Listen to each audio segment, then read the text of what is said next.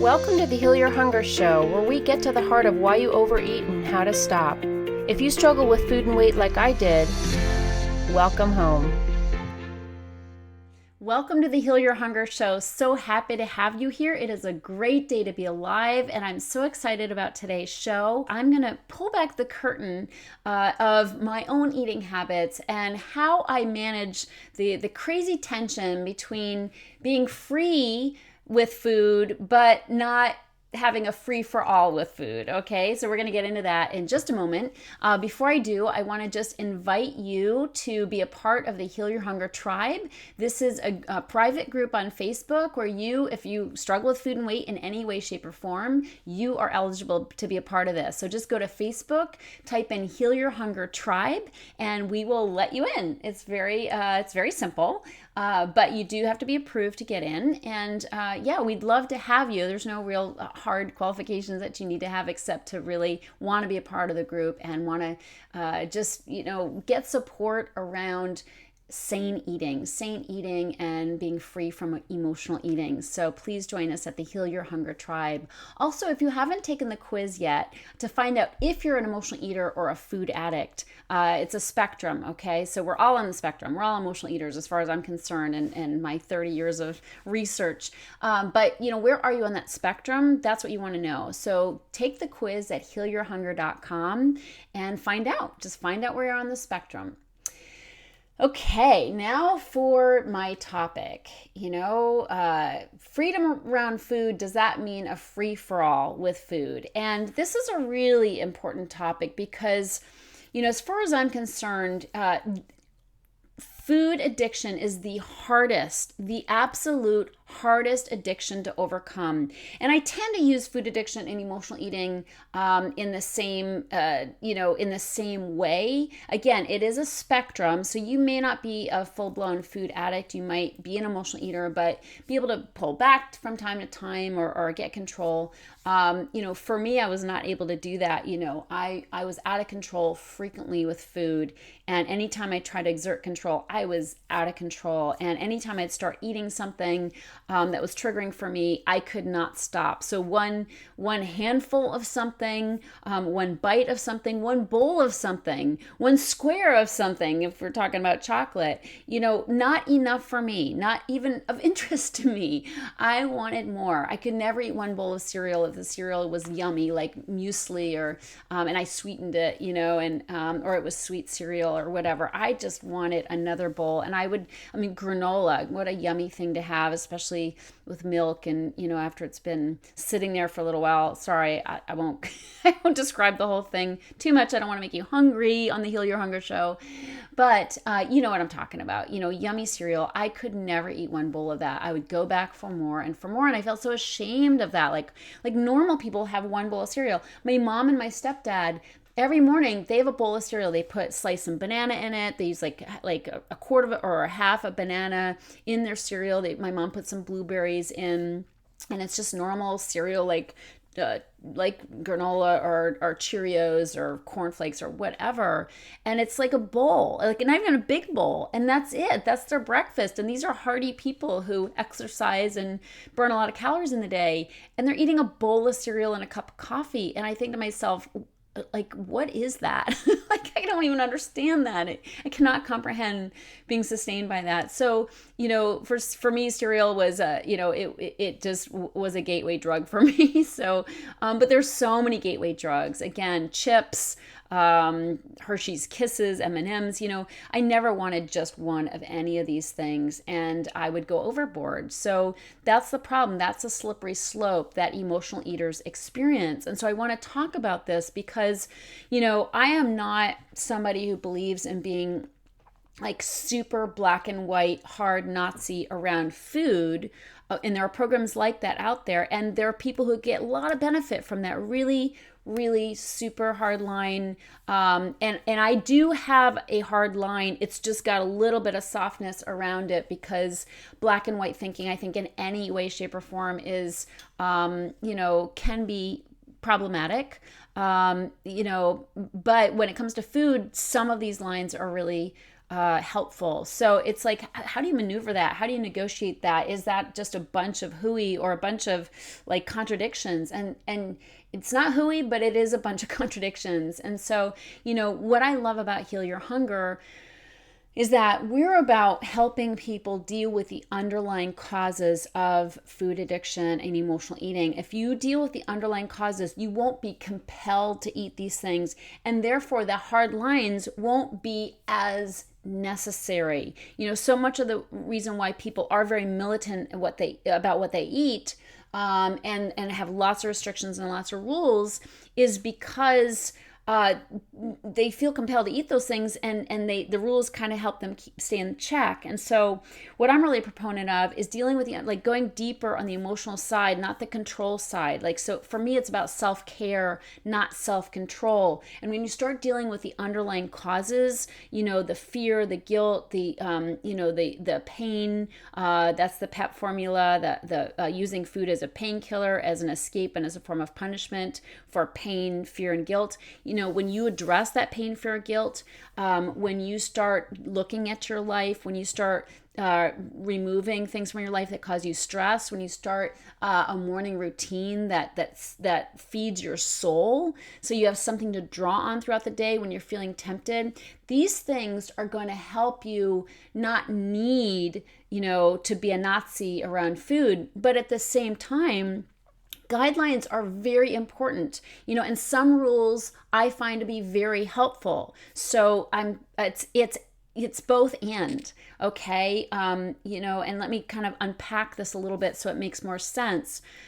The number one thing that is so important for people to know is that, food, issues with food addiction, emotional eating, these are both physical and emotional. On the physical side, I am allergic to sugar. I have had enough experience, trial and error, hellish times and experiences with sugar and items that have sugar. I don't just eat table sugar, but anything that has sugar in it, and anything that it's carb rich that metabolizes as sugar in my body. These things have caused me trouble to the point where I couldn't put them down. Okay, so there is a physical aspect to this. No question in my mind. Sugar and carbs for me are physical triggers. Okay, and for that reason, I need to avoid them. So I do not teach people how to eat sugar successfully. If they're allergic to sugar, if they have a addiction to sugar, which is the same to me as being allergic to it, it's setting up a reaction in your body, physiological reaction. If you have that, if you cannot eat just one piece of sugar, something with sugar in it, and you go overboard time and time again, guess what? You're making your life very difficult to try to control that substance. It's like an alcoholic trying to drink one drink. So alcoholics are physically addicted to alcohol. I am physically allergic and addicted to alcohol. I've been sober for almost 31 years now by God's loving grace, because very early on in my life, I realized I had this physical addiction to alcohol, and it's the same addiction as sugar. In fact, alcohol is the most refined form of sugar there is, and I can't handle alcohol. I literally used to black out at age 14 from drinking alcohol. I was not normal. I did not metabolize alcohol normally. But I don't metabolize sugar normally either. So I can eat a little bit of sugar without it setting off this craving where I just all of a sudden want to eat more sugar, And so the best thing for me in light of that information is to not try to eat it. Now, if you know anything about me, you know that I speak a lot about the just one theory. Haven't talked about it a lot here on the show. The just one theory is the delusion that emotional eaters have that they can eat just one of something yummy and ooey and gooey and chewy, okay? Just one is delusion. There is no such thing as just one. So I say, none is better than some, okay? So trying to eat some of something you're physically addicted to, very, very difficult. And so I want to encourage you to get honest about the things that you can't eat just one of. Okay, some people call it trigger foods. What are your trigger foods? And you got to get honest. We're very good at rationalizing, very good at justifying, very good at saying, no, I think I can handle that. Have at it and get honest about how easy that is to do, and it's not just whether you eat more of that thing. Perhaps you can stop, but are you thinking about it? Are you obsessing about it? Are you exerting mental energy to say no to that thing?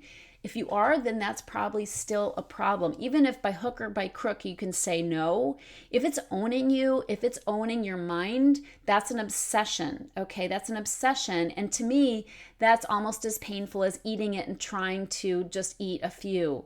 It's the mental obsession and the physical reaction to it. These are the two things that happen with addiction.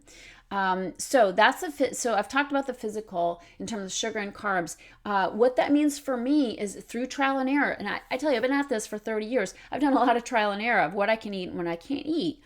And by bitter experience, I have learned that it's easier to have none of something than some of something. And because of that, it becomes sort of a little thing for me. Like, I don't eat such and such, okay? I don't eat sugar. And I don't eat flour either.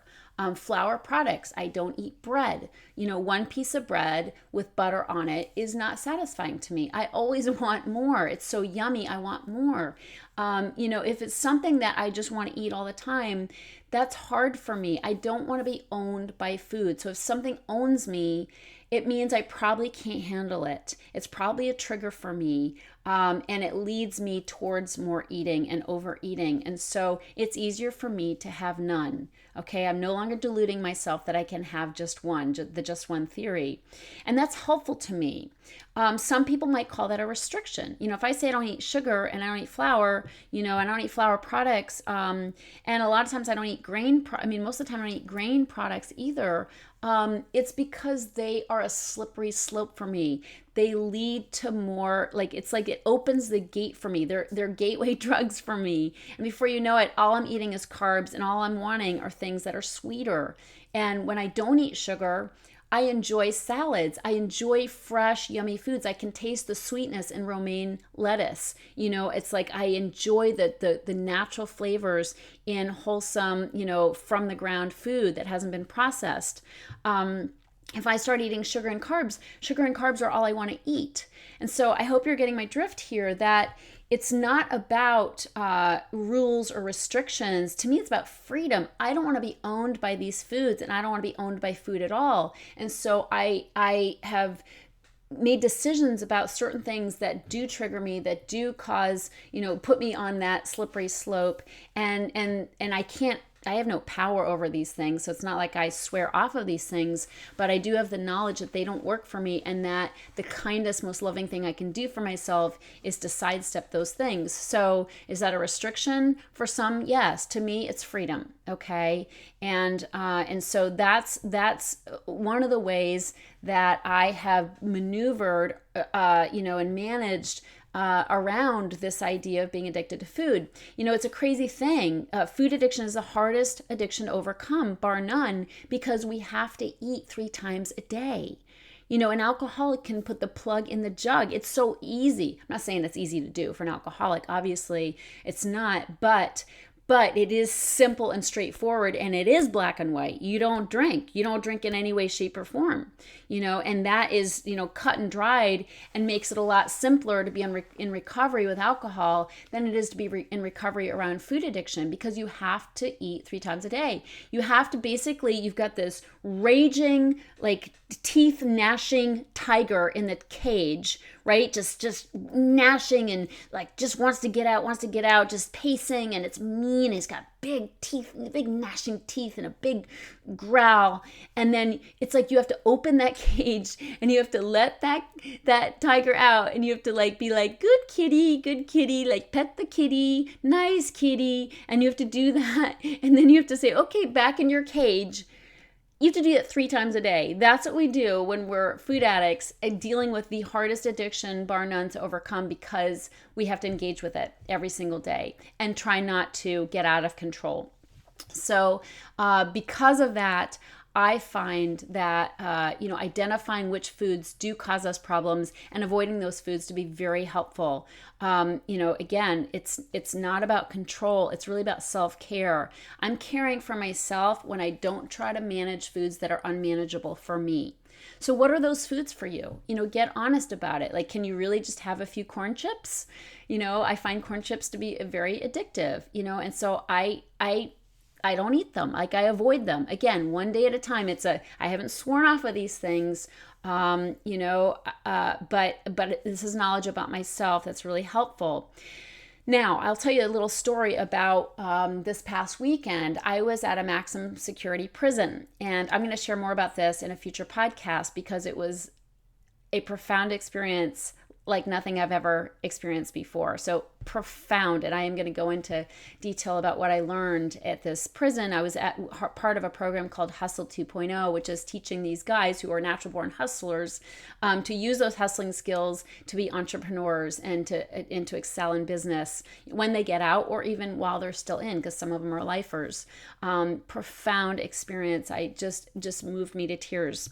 But what happened there is we were told as part of this program, there are 27 volunteers who went in to be of support to about 150 inmates in Northern California. They said they were going to feed us lunch, and I'm thinking we're going to sit down and cafeteria style have lunch, but that's not how we did it. They ordered pizza to come in. They ordered 47 pizzas for the guys and for the volunteers, and I had like a backup plan, but it was in the car because you can't bring anything in with you. So I said to one of the guys who's part of running the program, I said, first of all, I took care of myself by going and trying to find an alternative to pizza, because guess what? Pizza doesn't work for me. Again, the flour, I don't eat dairy because I have a reaction to dairy. And also just pizza as a whole, I don't really want to wet my whistle for pizza. Like, I don't want to eat pizza and then crave pizza. Again, this is sort of a rule and a restriction that some people would call it that works for me because I'm being kind to myself. If I eat pizza, I'm going to want to eat more pizza. Like, pizza is like one of the best foods on the planet. Who are we kidding? So I don't want to eat 1 or 2 pieces of pizza. Like, I'm somebody who wants to eat a whole pie. And I'm with these guys. I mean, the inmates, they came first here. The volunteers were eating pizza. They got 1 piece or maybe 2 pieces, and then the rest was for the guys. So, they don't always get pizza. So it's like them first. But the point is, 1 or 2 pieces of pizza doesn't really do it for me. Now, granted, if I were to eat pizza, I probably would be civilized about it. But I don't want to get the taste for pizza. I don't want to put myself in a position to eat pizza and then crave more pizza. So is that deprivation? No, that's kindness. That's self-care. So I went to the guy who runs the program, one of the guys, and I said, can I get out to my car where I have a backup? And he said, no, like, you can't leave here. Like we're in lockdown. We're in this place doing this work with these guys. There wasn't an option. You have to get signed in. You have to have this this ID card and all these things. And it's like, you can't go out to your car like until we're done for the day. He said, but I have avocados. So he's like, I have avocados. Can you do avocados? And I said, yes, I can do avocados. Because at this point, it's lunchtime. We're there for 8 or 9 hours for the day. And I'm thinking, what am I going to do? And I have to tell you, I did consider not eating lunch. And I don't skip meals. If you know me, I'm a 3-meal magic girl and I don't skip meals. But as an alternative, I might have just pulled the cheese off the pizza and eaten the cheese. I don't die if I eat cheese. I know it inflames my body. I get the sniffles and little phlegmy throat and whatnot. It's not going to kill me. So I might have just done that to avoid eating the flour. I just don't want these things in my body. I have clients who try time and time again to eat foods that aren't good for them, and they're and I let them have their head. Like, I let them try these things to see, like, if they can do it, because we're all going to try as best we can to get away with stuff. I know that's the nature of being an emotional eater, and an addict. Like, we're going to do everything we can to try to get away. Like, it's always about getting away with something. I did a podcast about that recently. Like, what are you really getting away with, right? But anyway, point is, when they eat things that they're allergic to or that they're addicted to, it doesn't end well, but we have to all have our own experience. Most people can't take someone's word for it. But for me, I didn't want to eat pizza. I didn't want to eat the pizza crust or the pie or anything. So this guy had avocados, and I went and sat. He's like, but don't tell anybody because, we don't have a lot. And so he had avocados and he had gluten-free bread. Gluten-free bread has ingredients that are a lot more healthy, and they're all a lot better for my body than just processed white flour. So I said, okay, you're on. Like, I'll do that. And I didn't have a big lunch. It wasn't as much as I would normally eat because I didn't want to eat all of his avocados. I had one full avocado and I had 2 pieces of this gluten-free bread. Again, not something I would normally eat because I'm kind of more of a paleo girl, but I don't eat grains overall. But again, I'm not hard. I mean, I'm not totally hard lined. I needed nourishment that day, and they had avocados and gluten-free bread. So I had avocados, which were just the right texture where you could cut the avocado. We had plastic knives. That's all we could use. And I scooped out, I ate a whole avocado, never eaten a whole avocado before. It wasn't on my binge food list. So I had half avocado on one piece of bread. They were very small pieces of bread because it was a different kind of bread. And I had 2 of those, like avocado on bread. And it was great and so satisfying. That bread I wouldn't eat again probably because it was a little sweet. It definitely had sugar in it. It was down on the ingredients list. So I thought it's probably going to be okay. It's not going to set me off.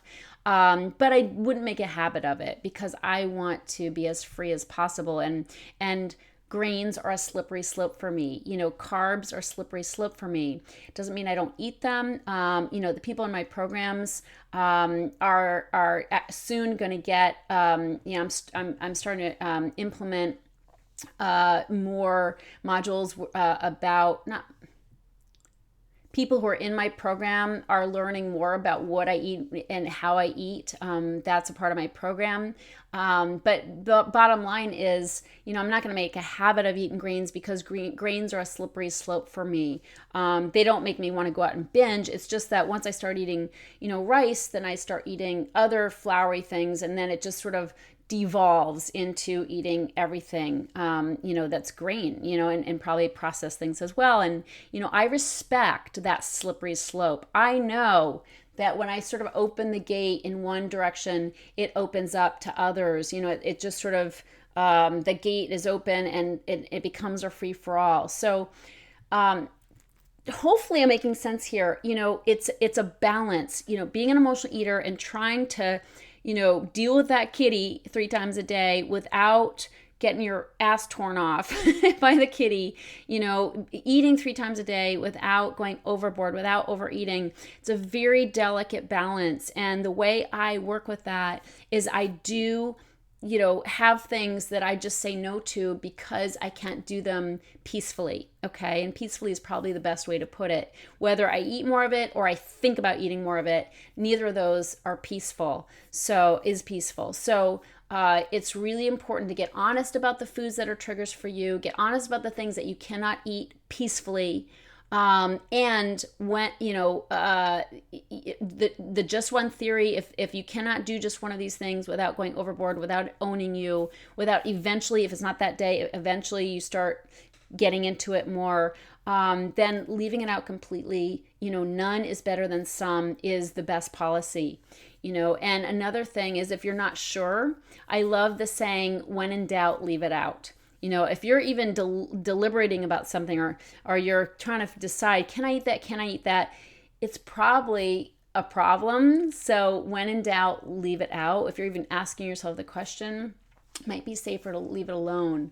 But you do need boundaries around your food. If you're an emotional eater and you want to not emotionally eat, it cannot be a free-for-all. You can't eat a little bit of something that you're out of control with, or that gets unmanageable or unpeaceful. And that's a part of being an emotional eater people don't like, and they don't like to hear it. They want me to teach them how to eat sugar and cookies and cake, successfully without going overboard. There may be some programs out there that focus on that, but if you're an emotional eater, if you're on that spectrum anywhere closer to the, emotional eater and food addict side, like the higher end of that spectrum, a 3 or 4 on the quiz that you can take at healyourhunger.com, if you're up there, you need to do some soul searching, and another way I put it, when people say, oh, can you have this or have some of that? I say, no, I used up my coupons. That's one way. I don't try to explain to people that I'm a sugar addict or I'm a food addict or whatever. They don't care. And they don't want to hear about it because they probably are too. And they don't want to be reminded. So I just say, you know what? I used up my coupons on that. I say it with alcohol too. When somebody offers me a drink and they're like, why don't you drink? I said, I use up my coupons, and that's the truth. I mean, I've eaten more crap than most people, in probably 2 years than most people eat in a whole lifetime. So, I'm a binge eater, and that slippery slope goes far down for me, and it doesn't land well. So if that's your experience, consider the truth that, you cannot have a free-for-all and feel peaceful. That's it. We're talking about peace here. It's not about control. It's not about weight loss. It's not about, anything like that. It's really about peace. Like, do you want peace around food?